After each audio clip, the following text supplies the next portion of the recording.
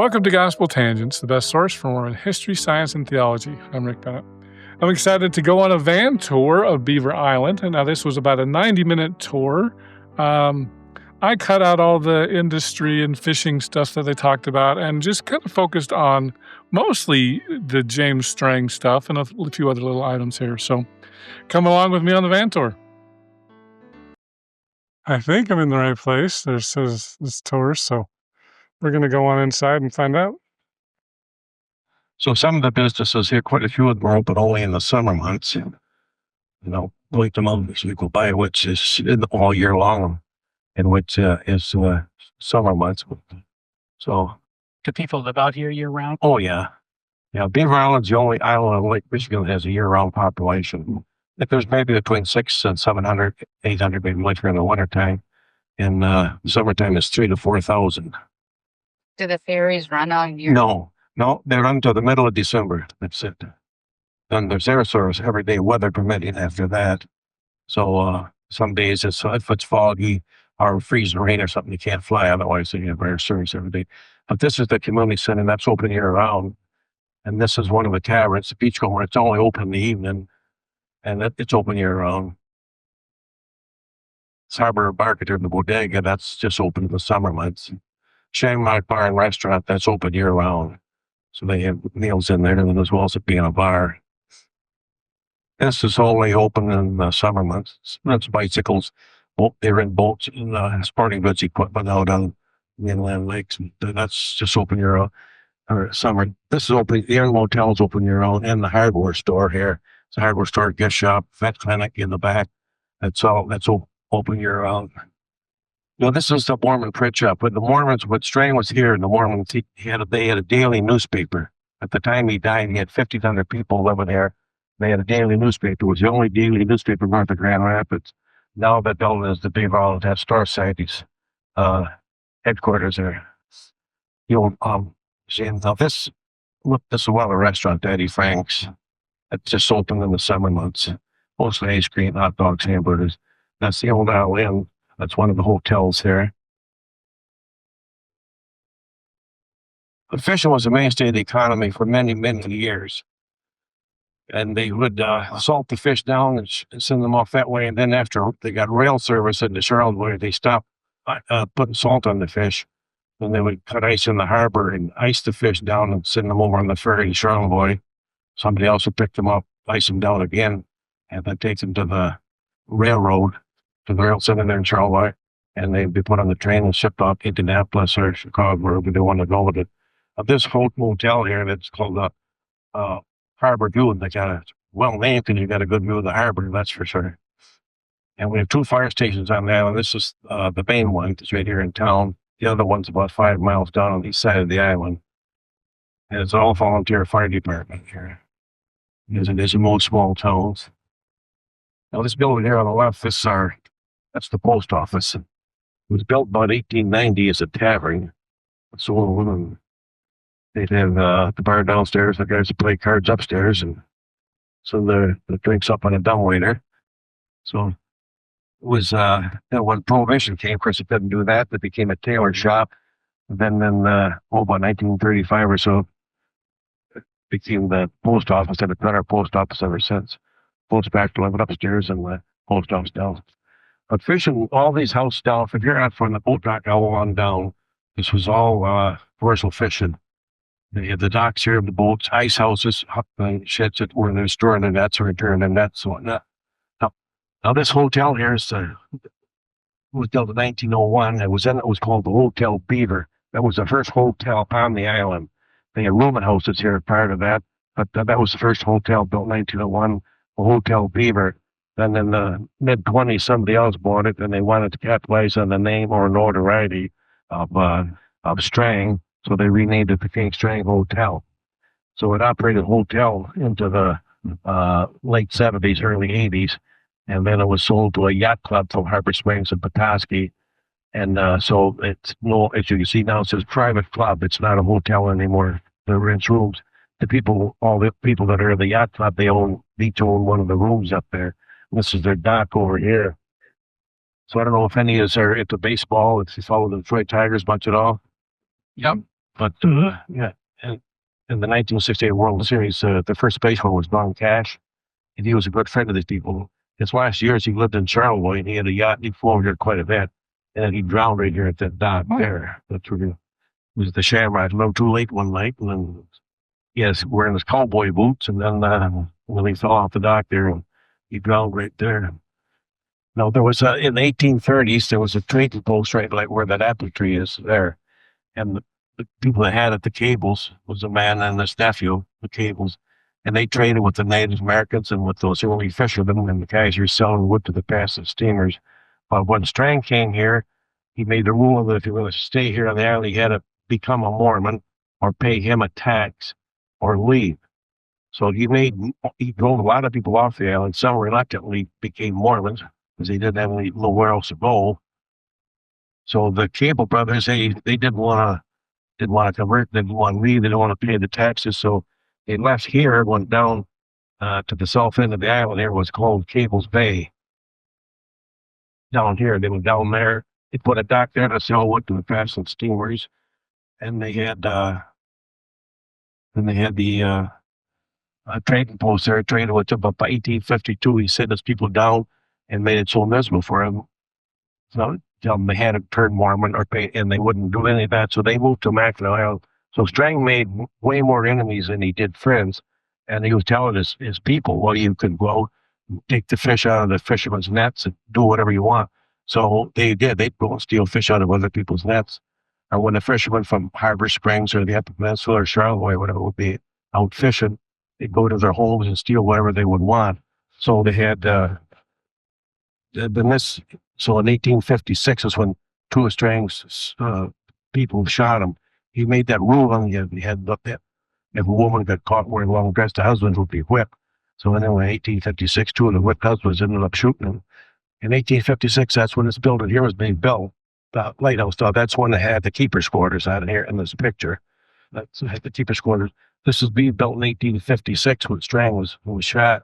So they had made so many enemies that the word went out all around the north end of the lake here that Strang had been assassinated. He didn't die right away. They put him on a boat, took him back to Marie, Wisconsin, which is where his first wife was living there. So the 5 boatloads of people came over here to drive the Mormons off. So there were a couple of Irish laborers, guys that left Ireland after the potato famine, who were working on this lighthouse here.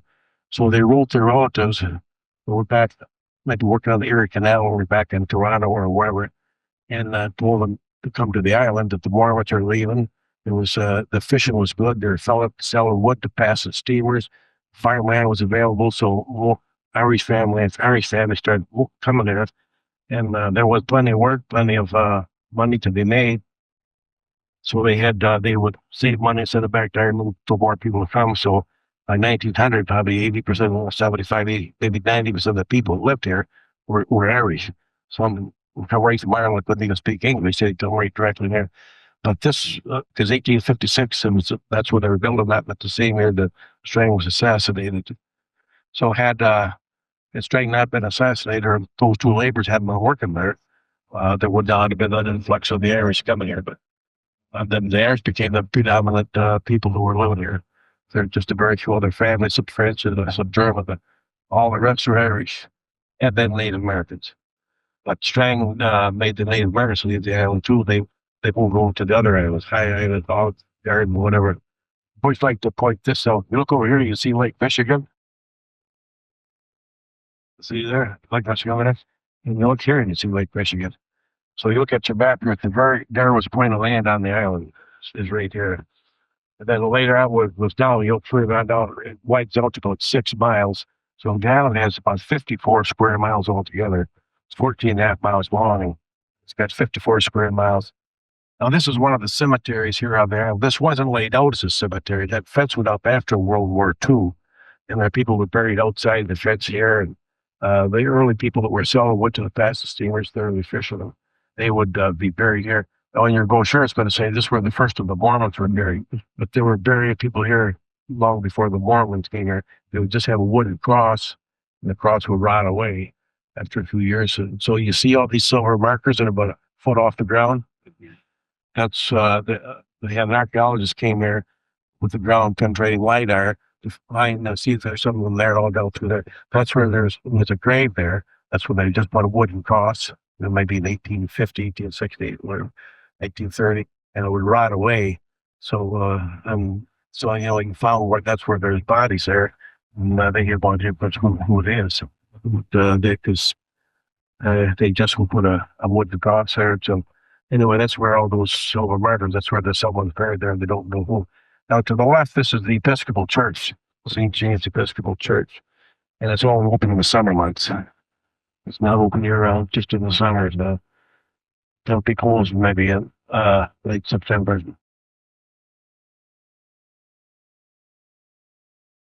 But this little sign here, right where there's like a historic site, they'd have a sign like this. And on that sign would be describing just about what I told you about that cemetery there. So most of the people live in St. James and not the rest of the island?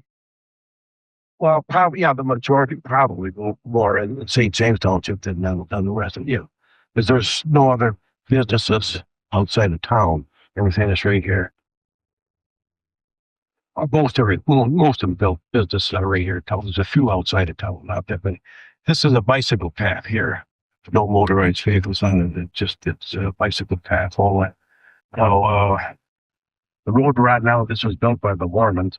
When the railroad company came here, they put the track straight through there on down to Donegal Bay. Now in the background, see those three pavilions there, the three roofs. The one on the right, that's the thrash machine. I showed you where our first generating power plant was. In the middle, that was the original generator. You can see there under that middle roof. That was the original generator. And this was one of the original railroad graders. That wasn't the first one to come here, but it was just similar to the one that did. But when Strang first became involved with the Mormon church, Brigham Young get birth polygamy right away. Strang thought there should be no plural marriages. So a couple of years after he arrived here, some of these young girls are started looking pretty good to him, but anyway, he decided that polygamy might not be a bad idea after all. So he started to embrace polygamy. So his first wife's name was Mary. So when they came here, they had 3 children. Well, then he picked up 4 more wives after he decided to start embracing polygamy. Because when his first wife, Mary, left him and she went back to Horry, Wisconsin, where they had come from. And he had these 4 wives here to take care of him, starting having children with them. So he didn't send her any money at all. Fortunately, her parents would send her money by the dying. And she had a brother who had a little money, so he would send her money to the dying, keep her and the kids warm. But when he was shot and assassinated, he didn't die right away. He was wounded, so he wanted to go back to his first wife, Mary. So they put him on a boat, took him back to Beaver, Wisconsin. He just assumed, like, he realized then that Mary was his true wife. And so he went back to her, but I think the chief person backed it out. But then he died there, like these niggas and she wouldn't help at all. The elephant was there 3 years and never said they had died. Take care of their kids. So now she don't nurse them back anyway. Gangrene or blood poisoning or whatever. Blood poisoning. So anyway, he died both there. So it's tearing it worked out so good for So is there any way to get here from the Wisconsin side, or is it only Charlevoix? Charlevoix. Yeah. Oh, you come by on your private boat. There's still ferries from there, though.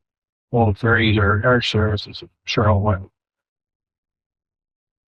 So when Strang came here, we don't know how many people he brought with him that were baptized, but he baptized a lot of it here. Now this lake here is called Font Lake, F-O-N-T, as in baptismal font. So this is where he baptized his people. That's why it's called Font Lake. So when he died, he had about 1,500 people in his colony. So all of them would have been baptized, but how many he baptized here? Well, we don't really know. We don't know how many were baptized what women can get. So if you look out, you see on that peninsula out there, you see the roof of that house there? Way out. See the roof of that house? Okay, just to the left of that, there's a little meadow, and there's a little gravel fire there, and that's where he baptized his people. Now, he had his people build a little dock going out about 2 or 3 inches under the water. So when he went out to baptize the people, he was walking on water. So Jesus didn't have nothing on him. He could walk down water too. So that's what he was doing. And he baptized his people. They walked over the water and baptized them. So if I was going to get baptized, I'd probably rather get baptized in July rather than January. But I'm sure he did baptize people then. But well, that was where he baptized his people. Now, yeah, the tabernacle was about a third of a mile back to the left, where it's the harbor. But when the Gentiles came here to try the Mormons off, one of the first things they did was to set the thing on fire. They burnt the tabernacle down, so there was no tabernacle left. And all the Mormons who driven off, and there's no Mormon religion here practiced at all. So a lot of the people that stayed, the ones that were living here and were compelled to become Mormons because they had nowhere else to go. All they had to do was renounce the Mormon religion. And some that came with Strang, and he was so ruthless, so hard on people, and with his policy. So a lot of them, they wanted to stay and renounce Mormonism, so they did. So there's no Mormons, no Mormon religions practice here at all anymore. Now this little island, not this big one here, but see, this is a shallow lake. That's why you got all those little islands out there. It's really shallow. Well, this island right here, you see how green it is in the middle? Oh, that's a beaver house there. And then right there, that little island there, not this one here, but the little one to the right of it. Right in the middle, you can just see a little bit of wood at the top. That's 6 weeks ago or a month ago, you could see it real plain, but all the grass is with all the every time it rains, it gets greener and greener. But that's one of the beaver houses right there. So we don't have beavers out there. I don't know if that's being used anymore or not. There's not that many other trees that the beavers would chew up here. They don't lie there going up. They're supposed to one to get birds. They would eat.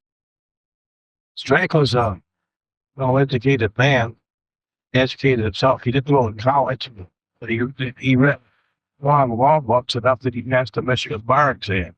So he could practice law in a courtroom, which came in handy for me. Some of those people were doing counterfeiting. They were making like 50-cent pieces and 25-cent pieces. And that was what a lot of the counterfeiting back then, that's what it was. It just was coins. Back in 1850, the 50-cent piece was worth quite a ton of money. A couple of quarters. Always pretty valuable. So he had his people doing that. So the government wanted to, well, they got arrested for it. So it sent the government had a Navy ship to Michigan. It was here. It was, well, I want to give him the benefit of the doubt. We're going to go slow. So anyway, the Navy had a ship to Michigan, so they sent to Michigan in here to arrest him, and they took him back to Detroit for the counterfeiting. He was such an eloquent speaker, he could outgas some pirates ass, so he said himself,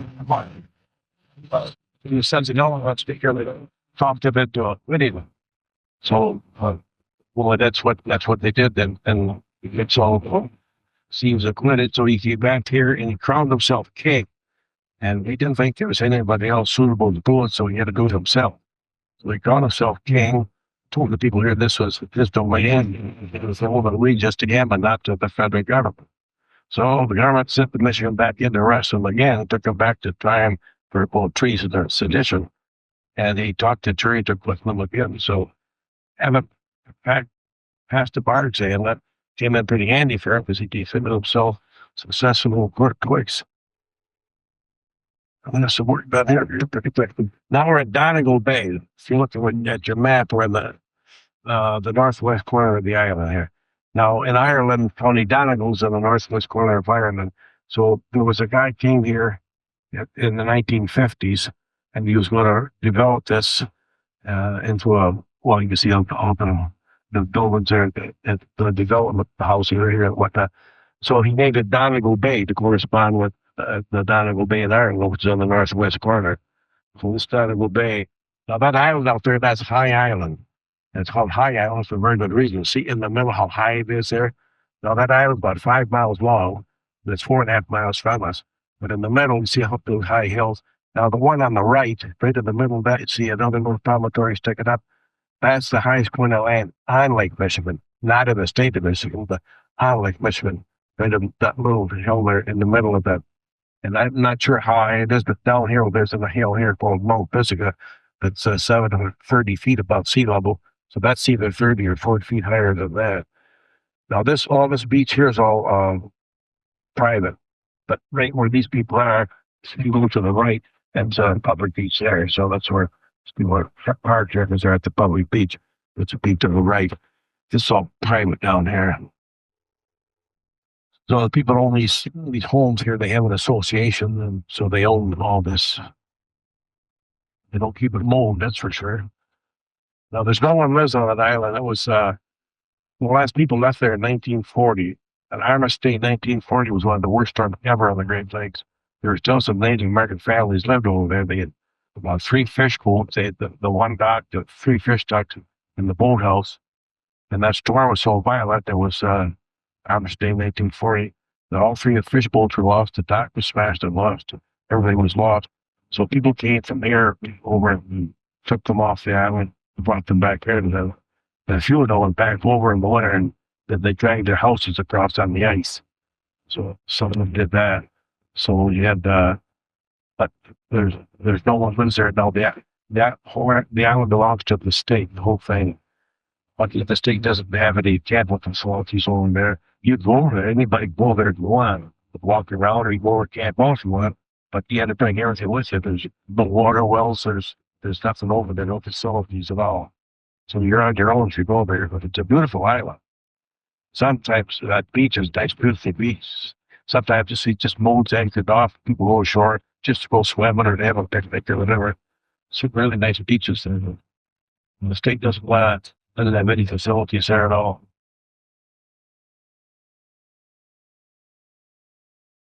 Well, when the Mormons are here, they put a lot of biblical names on some of the places here.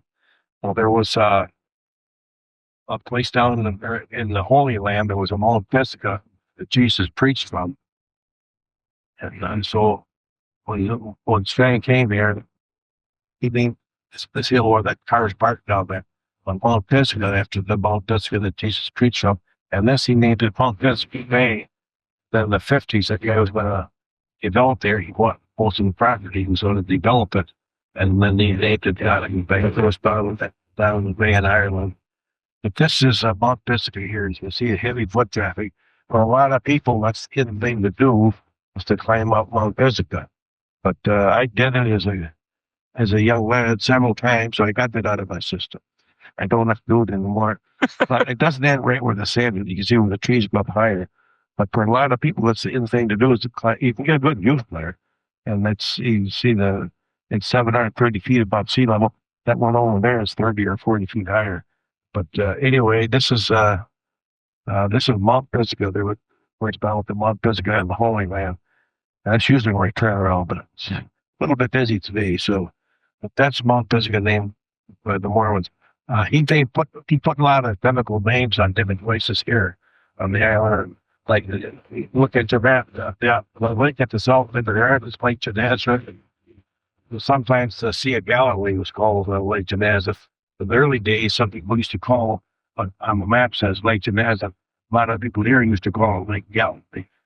So it's corresponding with the Sea of Galilee and the Holy Land. And he put a lot of biblical names on stuff. But he wasn't particularly religious. He was an opportunist, it seems. More of an opportunist than really be religious. Like to have a little dock going out there so you can walk on the water when he baptizes people. That's a bit hypocritical. Opportunist, he'll be it. So you say there's a few hundred, how many hundred people live here year round and how many in the summer? Oh, maybe 600 in the winter and 3,000 to 4,000 in the summer. Okay. Now, there you make out that island there. That's Trout Island, like the fish, the trout. No, it looks like 2 islands. Actually, one island, that's an airfield down the middle of it. It's a landing strip down the middle of it there. One person owns that island. As far as I know, it's just the one house on it. And that's a landing strip down the middle of it there. Like this road, for instance, would be plowed in the winter time. They only plow where people are living. So they have an area where the island, like nobody, this is all summer homes here. So there's no There's a few people, if they were someone, wherever someone would be living, they would plow the road. No, nobody lives down that way at all, so that wouldn't be plowed down there. But if there's someone living on this road, they would plow it. Otherwise, they don't plow in the area where no one is living. It's just a waste of money. No one is living there. But if you like for snowmobile, it makes good snowmobile trails. And some of these roads that are out in the winter, they make good snowmobile roads. So that gives it pretty good, pretty handy then. So anyway, with Strang, Michigan took him down to Detroit twice. Once a drive for the roller thing, the other time for sedition, treason. But they couldn't put him in jail, so they decided, well, they wanted to get rid of him. He was an embarrassment to them. So, well, the government, they just got a hold of those two men that said, whip, because their wives were wearing long dresses. So, Uncle Deer wanted to get rid of Strang. He was making the paying tax to him, or whatever. He was very aggressive and very demeaning to a lot of people like that, arrogant. So anyway, they want him dead. So a government agent talked to two of the victims who had been whipped, as their wives were wearing dresses. So the drink of life and handguns who guys pistols where you eliminate Strang. It's a yes, no. So they set up the conspiracy. So they took the two guys down to Chicago, provided them with pistols, and well, just then bring them right back. You're off on the Michigan. They dropped them off, escaped away. Everything came up there by another boat. But then after they stayed, the steamer Michigan came back in, tied them to one of the docks there. When we get to town, I'll show you where he was. There was a sign right there. The dock he was shot at. So the two gunmen came back with their own conveyance, and then the appointed day, the Michigan came back and again tied up. The captain said this first officer down Strang's house. Strang's house was about a 40 mile down the beach. So first officer walked down to Strang's house and brought him back, said the captain wanted to talk to him. So the Strang went out on the dock. The two gunmen were behind one of those wood piles that they sold wood to the passage teams. So the two gunmen stepped out and come behind the wood pile. One of them had a horse pistol. Like the one that we used to shoot Abraham, like in the shot pistol, so he shot that one. The other guy had a revolver, but it misfired. He got off two shots, one of the bit Strang, so he was hit twice, but not fatally. And so then the two gunmen jumped right on the steamer Michigan, and they left Strang laying there in the dock. So little Michigan went up to Mackinac Island. Captain turned the two gunmen over to the sheriff. Then he turned them over to the justice of the peace, fined each 50 cents, and released them. And Strang was taken back to Rory, Wisconsin, and died there a couple weeks later. 17 days later, that's what happened with Strang there. So he was a tyrant, but I didn't he was so bad. He got the yellow one got 50 cents. So what were they charged with? It wasn't murder, apparently. Well, I don't know. He wasn't there. Whatever it was, they shoot Strang. They got that 50 cent fine. He didn't die. The judge didn't know, or Justice of Peace didn't know if he's still alive or dead. Didn't care, but saying that he died from his wounds. Back then, if you got shot, you usually gangrene was that in, or whatever. So you died from that. So anyway, that's what happened. So I had no idea what they were charging him. This charge I got in public, maybe no idea. But they only charged 50 cents at the least. What years did James Strang live here? When he first came here was 1947. That was when he was traveling the Great Lakes, preaching. Not slaying, he pulled in 1947, and he came back to arrest his people in 1948, and then he was shot in 1856. So he was just about 9 years was all that they were here. Well, 879 was all. But they did a lot of work while they were here. They were ambitious. What can I say about that? So when he was here, Beaver Island was surveyed for the first time in 1948. That was when he came with moved to his people. 1948. So he named the town of St. James after himself. St. James Township. The town of St. James, St. James Township. Now, and then the southern part of the island is Bean Township. Bean was the Indian chief at that time. Now, St. James Township includes Garden Island, High Island, those other islands that we saw. They're part of St. James Township. So for the Beaver Island landmass, most of it is Bean Township. So St. James Township is just just this part here, just this right here, and then all the other islands. All this down here is Bean Township. But St. James Township includes all the other islands, the Palm Garden, High Island, but Swamp High Island. All that's part of St. James Township. But Strang named it after himself. Then he built this highway. He had his people build this highway, and they named it the King's Highway. Well, it goes all the way. It goes down to here. He wanted to make it go all the way down to there, and named the King's Highway after himself. And he was shot before all that could be built. It's quite a diverse history, and that was Strang at the Mormons there. It was how the boys doing fellows. He paid the price, and I don't know if it's fair or not. Actually, only getting a 50-cent fine for shooting from the so it was that the government wanted it, so they made it happen. Yeah, we had Strang was the tyrant, and Plutar was our saint. So, or Strang referred to him as a saint. The Mormons are the Latter-day Saints. He was no saint. Plutar was closer to the saint. Yeah. Yeah, I may have slipped on the tongue there, that's for sure. Yeah, this is the other airport. This is the back end of it. Now, it's out the other end is where the plane, the terminal building is, where you blow it up. You see the tail of that one plane there. Then they fly off this way. And that's about a mile from there to the Benefit Center. Just about a mile. Yeah, I've noticed that most people wait to one another here. So it's considered road rage that they ran for the way. Oh, That's road rage. It's not waiting to. We're back to town now. This is this building here was what the Mormons were there, and that was the King Strang had his offices upstairs, and then the printing press was downstairs, and that's where his offices were up there. And he was the editor of the church, the editor of the newspaper, and the publisher, and so the people read what he wanted to read. And this sign there says the assassination of King Strang. That's where he was assassinated. Dock ran out there, the harbor right there. That's where his assassination was. So if you want, that museum there, they'd have a lot more in there of the history of the island, the history of the Mormons, the island there. That's where he was shot right there.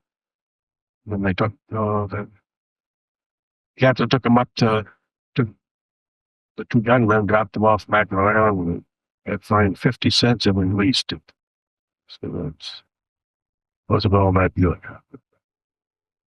Well, there, now you see in center of the island anyway, and you know where it's at. You know a little bit more about it than you did this morning, right? Yeah, thank you. Interesting. yeah, thanks. information. Okay, so I just went to the tour of St. James here on Beaver Island. You can guess who St. James is named after. That would be James Jesse Strang. We have here when you get off let me back up a second. Okay, so you come off the ship here, and if you want to do the tour, which I thought was pretty good, definitely the tour guide had some strong feelings about James Strang, called him a tyrant several times. But at any rate, the tour company is right there. And so it's just a van, big white van. And then we have the Beaver Island Elks Lodge right there. And then there's a community center. We've got some food and drinks down there. Now, down the street here, this was the interesting thing. We're going to walk down to the pier where James Strang was killed. Hey, everybody. Thanks for coming along on the van tour. I decided to do a little bit of a walking tour of myself, and we're going to go back to the cemetery and find out the spot. We're going to go to the actual spot where James Strang was assassinated. All right, that wasn't much of a walk, but here is the sign. The assassination of King Strang occurred right here. And so the pier, just beyond the Aaron Motel that I just mentioned a second ago.